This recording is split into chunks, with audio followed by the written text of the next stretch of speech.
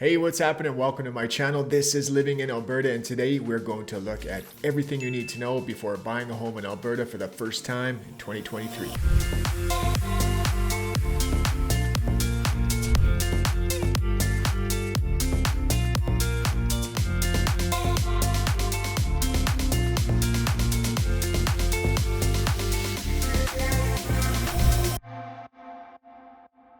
Yo, what's up? My name is Kyle. Welcome to the channel. If you've been here before, welcome back. On this channel, we break down everything when it comes to moving to or living in Alberta. So if you do want to see more videos like this one, hit the subscribe button and click that notification bell so you are notified every week when a new video comes out.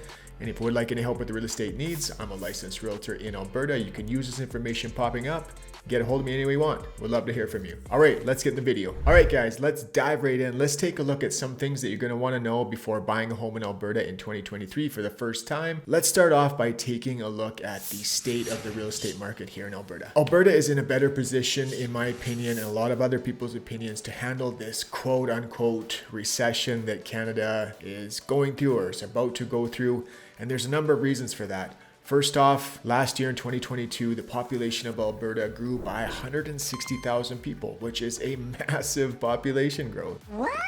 Are you serious? So there is a ton of people moving here, and there are a number of reasons why people are looking to move here. Number one, cost of living, affordability of real estate. It's no secret that everywhere else has kind of gone bananas, and Alberta is looking really good when it comes to affordable real estate prices. Our economy is super busy right now. The oil and gas industry is busy as well. Alberta has broke records in the last 4 years in a row when it comes to the tech and innovation sector. So we are diversifying our economy, and let's address the elephant in the room. There's lots of people moving to Alberta because of political reasons as well. Yeah, no shit, Sherlock. So based on all of these reasons above, all of the people that are moving here, there is a ton of demand for homes and to buy real estate right now, and Alberta has a very low inventory. So what does that mean? It means that 2023 looks to be a very healthy real estate market, and by the looks of things and the amount of calls that I get every single week, the amount of people moving to this province, it's not slowing down anytime soon. All right, now that we've kind of discussed that Alberta is a bit of an anomaly market, it's still in a healthy position and a good place to weather this so-called recession that's coming up. Let's kind of talk about some of the other things that you need to have in place when you're looking to buy a home. Number one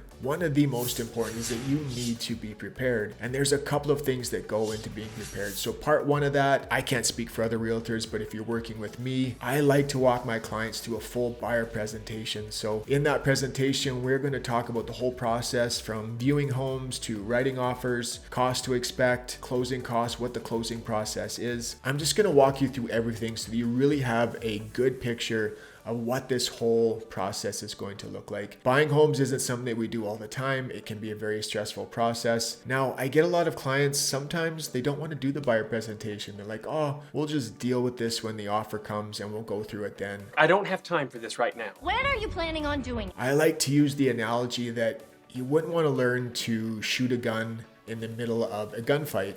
So when we're in the middle of writing an offer, and emotions are high, you're stressed, you're nervous, you're happy, you're probably going to be angry at some point. We really want to have these expectations set beforehand before we are in the thick of things. Emotions are running really high right now. It's good we were prepared for anything. So super important, guys, to take the time, hop on this Zoom call, walk through this buyer presentation with you so that you guys know exactly what to expect. It's just going to make this whole process a lot less stressful and a much more enjoyable experience for you. Now let's move on to part two of being prepared, and that's having the right lender behind you and having that pre-approval in place. Yes, this pre-approval is super important, guys. You don't want to be looking at homes. You definitely don't want to be writing offers without a pre-approval in place. When it comes time to it, when you do write an offer, you need to have all your ducks in a row because we have a limited time frame to get your finances approved. And if you're already behind the eight ball, you haven't got that pre-approval yet, they might not have time to get it done. And let's be honest, you want to have that pre-approval in place because one, you want to know that you can get approved to buy the home, And 2, you want to have an idea of what your budget is. Now, I often get asked, should I use a mortgage broker or bank? I always recommend using a mortgage broker.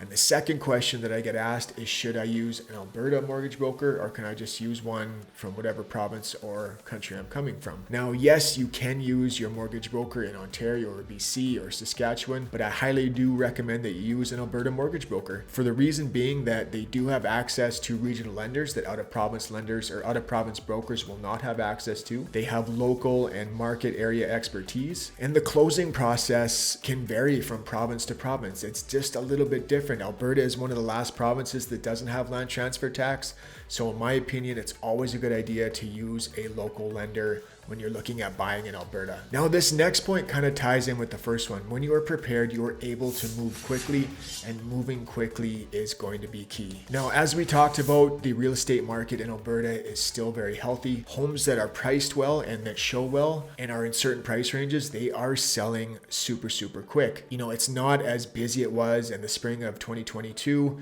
Sellers have to be a little bit more diligent. You can't price your home ridiculously and expect to get that price. That home will still sit on the market. But when the realtor is doing their job and setting expectations for their seller clients, and that home is priced appropriately, it's staged well, it shows well, that home is going to sell very quickly. Just as an example, last week I listed a property. It was just under $300,000. Within an hour and a half, I had 4 offers on the property, and it is under contract now for over asking price. Well, Lottie frickin' da! So again, you want to be able to move quickly. You need to ask yourself, if you view a home that day, ask yourself the question, if that home were to be gone tonight, somebody else were to come in and write an offer, would I be upset? And if the answer to that is yes, you need to let your realtor know, or let me know. I'm going to get on the phone with that other realtor and open up a dialogue with him. I'm going to have a conversation with him, try and build that relationship. You guys would be surprised so many times nowadays with technology and just kind of the way the world is going. I'll have a listing up and I won't even get a text. I won't get a phone call. I'll have zero conversation with the realtor. All of a sudden, I'll get a random offer in my inbox. And it's like, here you go. There's been no conversation whatsoever. They haven't asked me what my clients need. And I can tell you that there's been more times than not that because that realtor, the other realtor has opened up a dialogue, we've had a conversation, we've developed that relationship. Even though the other offer might have been higher, we decide to go with that other realtor and their clients because we had a relationship with them. So relationships matter, guys, and there are some things we can do to make our offer look more attractive. Are you sure?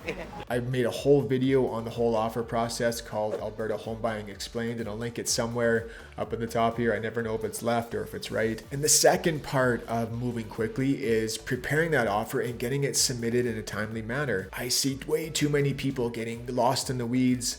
Before they write that offer, they want to see solar panel information, they want to see utility bills, they want to see electricity bills. Look, there will be lots of time for this stuff. There's lots of time for the due diligence phase here in Alberta. Typically, depending on the market and depending on whether or not you're multiple offers, we have roughly 10 business days to do our due diligence. But let's just get the offer accepted. Don't bombard the seller and drive them crazy with requesting all this extra information. You're just going to wear them out. This is so frustrating. So let's just get that offer accepted. We can deal with the rest of that stuff during the due diligence phase. But let's move on to the next one. Let's talk about having the right team around you. And there is a number of components and people that are involved in this team. First and foremost, you want to have your lender, your realtor, and your lawyer in place. And yes, if you do need a recommendation, obviously for mortgage brokers and lawyers, I work with some fantastic people here in Alberta and Red Deer.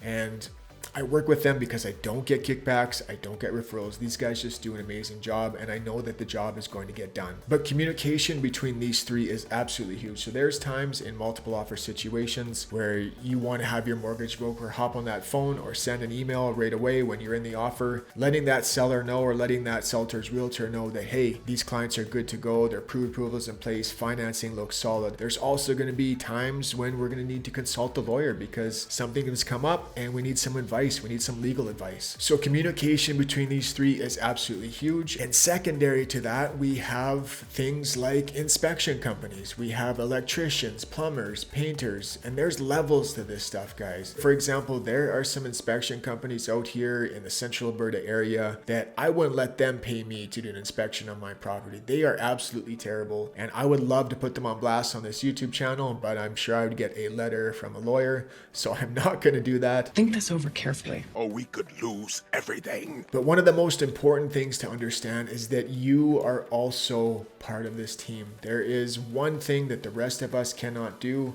and that is pick the home. So we've done all our prep work. We've got our lending in place. We've really dialed in our areas. We've stuck to our deal breakers. Now we're out viewing at homes. This is where the most important piece comes in, and you guys need to pick that home based on your deal breakers, the location.